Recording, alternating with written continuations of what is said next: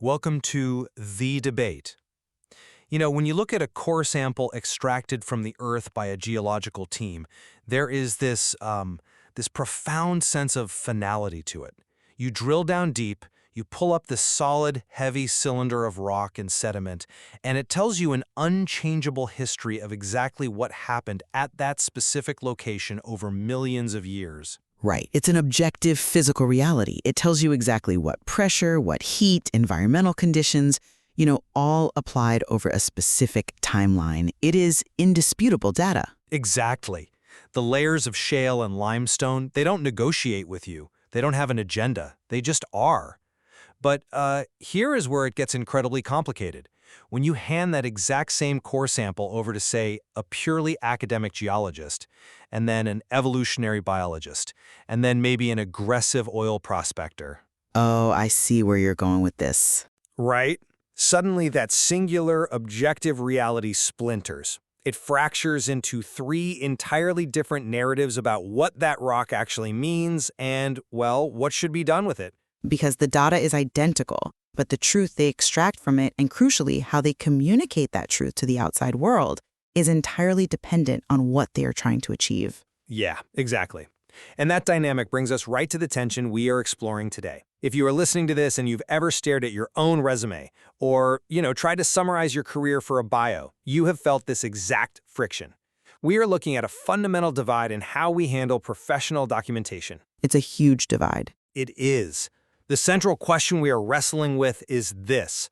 When we evaluate a worker's professional surface, does the validity of a claim derive primarily from the rigid, objective evidence of their living professional record, or does it derive primarily from the subjective interpretation, the context, and, well, the market translation applied to that evidence?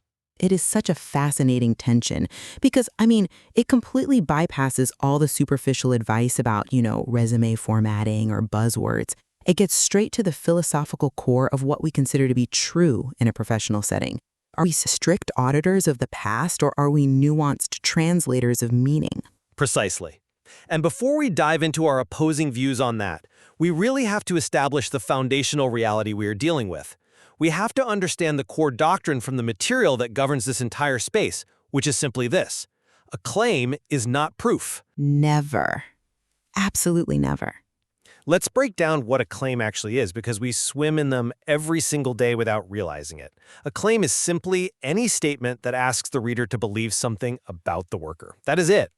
So a single bullet point on your resume, that is a claim.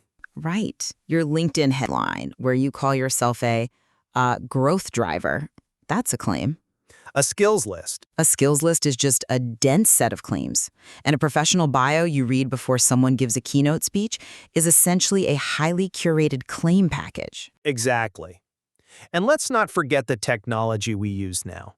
An AI-generated summary at the top of a profile might contain a dozen interwoven claims in just a few sentences, all, hallucinated into a very confident-sounding narrative. But none of that is proof. The advisor's very first question, the primary intellectual duty when looking at any professional document, is to ask, what exactly is this language asking the reader to believe? Which sounds simple, right? But it actually requires a lot of discipline. You have to strip away the polished adjectives and isolate the core assertion. You really do. And once you have isolated that claim, the interrogation begins. You have to ask what specific historical evidence supports this, what operational context changes its meaning, what privacy boundary restricts us from saying it, and ultimately, what confidence level is justified based on the actual data. A claim is never proof. Every single claim, no matter how beautifully written, must answer to the living professional record. And that, I think, is exactly where you and I diverge. We agree that the claim must answer to the record, sure. But we fundamentally disagree on how that relationship works in practice. We do. Because I take the position that a claim is fundamentally a strict evidentiary unit. It must be rigidly governed by and tightly tethered to the hard data of the record. Evidence always comes before wording. Always. If we loosen that tether, if we start prioritizing the narrative over the strict historical facts, we inevitably wander into polished fiction. Right. And I take the contrasting position that raw evidence is entirely inert on its own. I mean, a certificate of completion is literally just a piece of paper. An email from a manager saying you did a great job on a project is just raw, unstructured data. A professional claim isn't just an echo of the past. It is a dynamic, interpretive hypothesis. Its ultimate strength, its maturity, and its actual meaning are not just extracted from the historical record. They are forged by context and market translation in the present moment. Okay, let's ground this in a real-world scenario, because I really want to explain exactly why this strict governance is so necessary. Let's talk about the evidence-to-claim gap. This is that incredibly dangerous space where a claim just completely outruns its source material. Oh, yeah. The gap. Right. So let's say a worker is frustrated with how chaotic their team's first week is. So they draft a one-page onboarding checklist just for their specific 5-person team. The manager reviews it, says it looks good, and the next 2 new hires use it. The evidence is clear. The record shows they created a checklist. But then 6 months later, the worker writes on their resume, transformed onboarding across the company. Right, yeah. We've all seen that exact resume bullet. It's a classic leap. It is a massive, unjustifiable leap. I mean, the scope is entirely wrong. The word transformed implies a systemic, structural overhaul of a process, which a single one-page checklist simply does not achieve. Claiming company-wide impact is factually unsupported by the record. And this happens constantly. People use words like strategic, optimized, led, or, my favorite, AI-powered. Oh, yes, everything is AI-powered now. Exactly, just as unearned decoration. And I want to explain why this is so damaging. When a recruiter or hiring manager reads that you transformed the company, and then they dig in and find out you just wrote a Word doc checklist, they don't just reject that specific claim. No, they reject the candidate entirely. Exactly. They reject you, the professional, because your internal compass for professional reality is fundamentally broken. You don't know the difference between a helpful task and a systemic transformation. My guiding principle here is absolute. Do not make the claim bigger, make the claim truer. If the record is a raw geological core sample that tells an unchangeable history, aren't you treating it like a block of marble that you can just sculpt into whatever magnificent shape the market wants to see? Well, wait, I have to push back there. You're looking at this as if we are out here actively sculpting fiction, as if everyone is intentionally trying to spin fairy tales to trick hiring managers. But I think we are just trying to find the accurate legible shape of their actual contribution. You are focusing so heavily on the dangers of overclaiming, which, look, I agree is a real risk. But what about the exact opposite problem? What about the person who is chronically underclaiming? Underclaiming is an issue, yes, but it doesn't violate the truth of the record in the same way. I argue it violates the truth even more. Let's think about why people underclaim. It's imposter syndrome. It's a lack of professional vocabulary. It's the fear of sounding arrogant. A worker might look at their own historical record and say, "Oh, I just helped out," or "I only updated the spreadsheets every morning." If we act as strict, literal auditors of the evidence exactly like you are suggesting, we would just write down updated spreadsheets. Because physically, factually, that is what they did. The keystrokes in Excel are the undeniable evidence. That then entirely misses the professional truth of the action.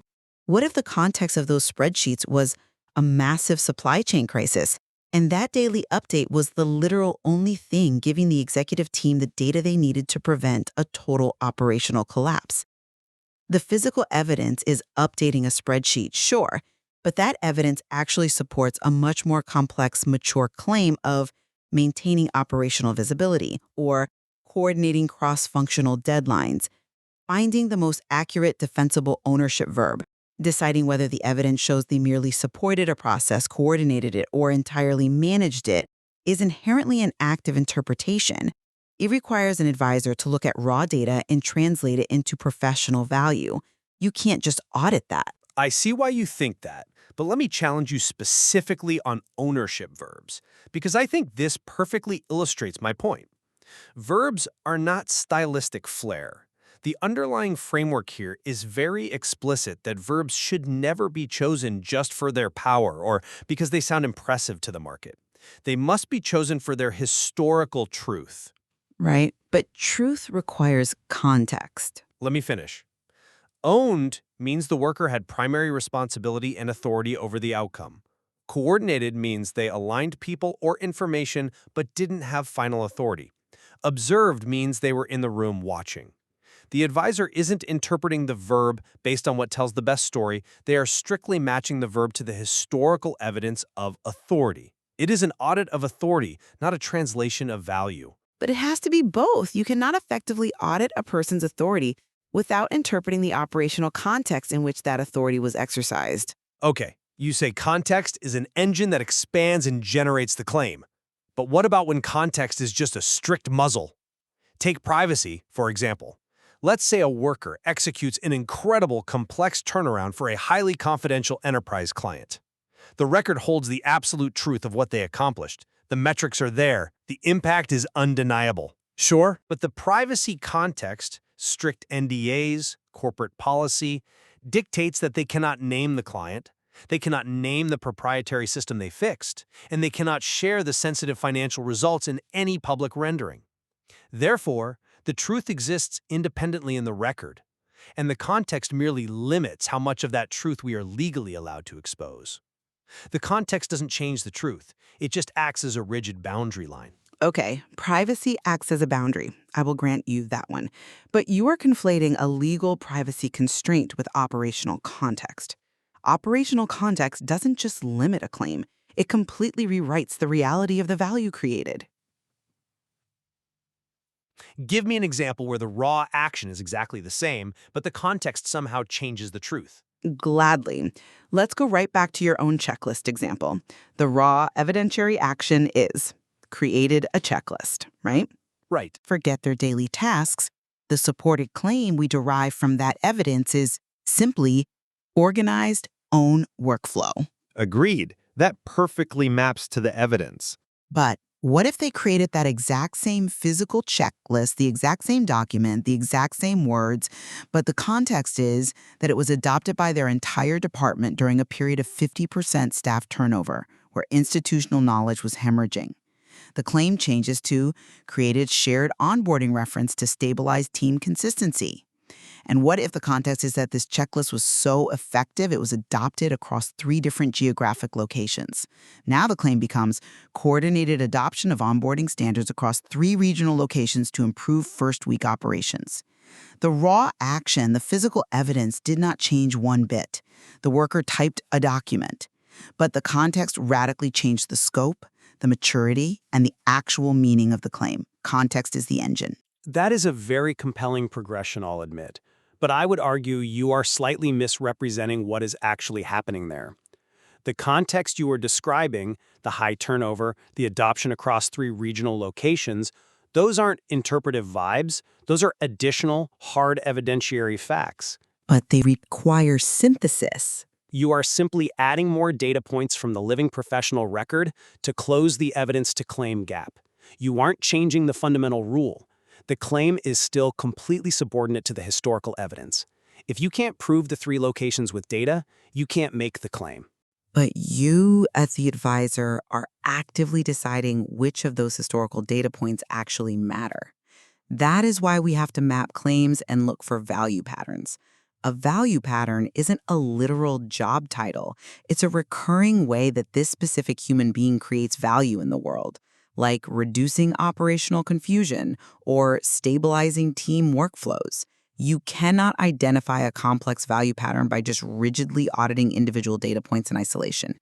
It requires human synthesis.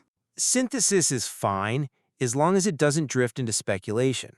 Let's talk about claim maturity, because I think this is where the strict governance aspect is most critical to protecting the worker.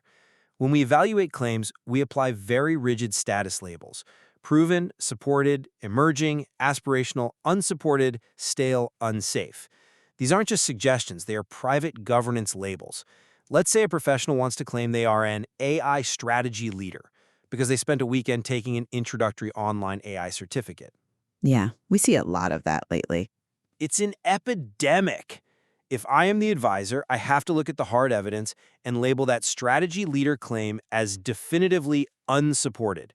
The certificate supports a claim of completed introductory AI training and perhaps, if we're feeling generous, an emerging claim of developing AI literacy. Right, and we have to do that because credential inflation is a massive problem in the current job market. Exactly. A credential proves a very tightly bounded fact that you completed a course. It doesn't prove full operational meaning. And that is why we have to constantly hunt for proof gaps. Are there missing metrics? Are there missing recent examples? Are there missing witnesses who can verify this? If there is a proof gap, it is a strict guardrail.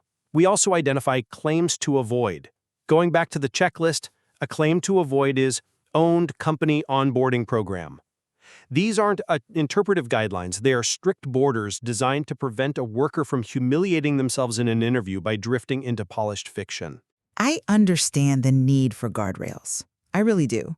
But hold on. Think about the very terminology you just used. You mentioned the emerging claim label. Have you considered that the very existence of an emerging category proves that claims are living, forward-looking concepts? Claim maturity isn't just a punitive list of what you are forbidden from saying. It is a roadmap for what you are capable of becoming. A roadmap still needs solid, paved ground to drive on. If the evidence isn't there, you're driving into a swamp. Yes, but the destination matters. Think about how we actually position people in the market.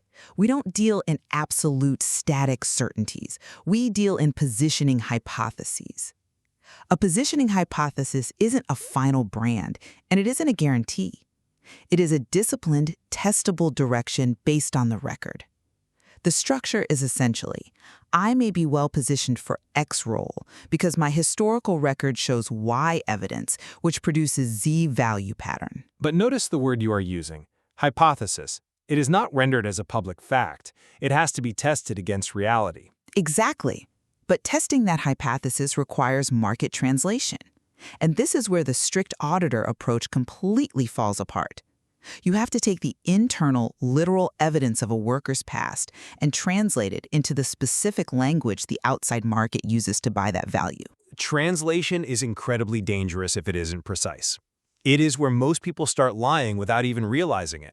But it is absolutely necessary if you want them to survive in the market. Let me give you the best example of this. If you are listening to this and you've ever changed industries, or especially if you've transitioned out of the military, you know this pain intimately. Let's look at a military logistics officer moving into civilian operations. Oh, that is a perfect test case for this tension. Think about what their actual literal record looks like. It is entirely full of military-specific terminology, ranks, specialized gear, and tactical operational constraints that simply do not exist in the corporate world. If I am acting as a strict auditor of the record, exactly as you advocate, I cannot let them claim civilian operations management experience because factually, literally, they do not have it. The evidence to claim gap looks impassable. Because technically they don't have civilian experience. If you start translating their military record into civilian corporate terminology, aren't you risking making them sound like they've managed a corporate profit and loss sheet when they haven't? Aren't you making the claim bigger? No, I'm making it legible. If you refuse to translate that evidence, you are effectively erasing their real contribution. Think about the psychology of a corporate hiring manager. They're incredibly risk-averse, and they are entirely reliant on pattern matching. If they see Battalion S4 Logistics Officer on a resume, their brain hits a cognitive wall. They don't know how to categorize it, they assume it's not a fit, and they just toss the resume. Right. But look at the underlying reality. That veterans' actual experience involves managing incredibly complex supply chains, coordinating global timelines, and mitigating catastrophic logistical risk under extreme pressure. That value pattern is identical to what a civilian operations manager does. The advisor's job is to bypass the hiring manager's cognitive friction. We have to build a translation bridge and say, the market calls this exact evidence-backed value logistics operations manager. That is not a lie. That is deep, necessary contextual translation. Okay, I agree that it isn't a lie provided, and this is a massive proviso that they don't overreach during that translation. If the market translation process accidentally encourages that veteran to adopt industry jargon that implies they have used civilian software systems they have never actually touched, or that they have managed civilian corporate budgets they have never seen, they are violating the foundational doctrine. They are making the claim bigger, not truer. Which is exactly why the advisor identifies those proof gaps. If the veteran lacks specific civilian software experience, that is a glaring proof gap. But it doesn't mean the translation is wrong. It just becomes a targeted action item. The advisor tells the client, go complete an applied project or get a rapid certification in this specific software to build that bridge. It just means the hypothesis needs a little more evidentiary support before it can be rendered safely in public. And that dynamic right there brings us fully back to my central premise. No matter how elegant the market translation is, no matter how insightful and forward-looking the positioning hypothesis might be, it all remains entirely subordinate to the hard evidence. If that software proof gap isn't closed by real action, the claim simply cannot be made. The advisor's ultimate loyalty isn't to the client's aspirations. It isn't to the hiring manager's preferred vocabulary. The advisor's absolute loyalty is to the truth of the record. I don't disagree that the record is the foundation. We aren't building castles in the sky. But a foundation isn't a house. The advisor's true value isn't just in measuring the concrete and checking the soil. It's in designing a structure that allows the client to actually live and function in the market. The interpretation, the contextualization, the translation, that is where the professional truth is actually made legible to the outside world. Let's summarize where we stand, because I think we've illuminated the boundaries of this tension beautifully. From my perspective, a claim must be an exact, highly disciplined reflection of the record.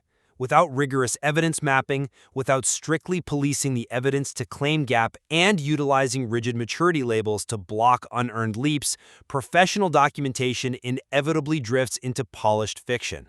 Therefore, the advisor must be first and foremost a strict auditor of the raw evidence. And my summary is that while the evidence is undoubtedly the required raw material, a claim is ultimately an interpretive bridge between that historical data and its future market value. A certificate, a checklist, or a spreadsheet tells us absolutely nothing of value until we deeply understand its context. Therefore, the advisor must be a nuanced translator of meaning, helping the client find the accurate, legible shape of their contribution without minimizing it out of fear. And yet, despite this friction, we do find absolute convergence on the core doctrine we started with. A claim is never proof on its own. Whether it is a single resume bullet, a LinkedIn headline, or an entire AI-generated summary, it must be relentlessly mapped back to reality. We both agree entirely with the ultimate goal of the living professional record framework, which is simply to tell the truth at the right level of confidence. Absolutely.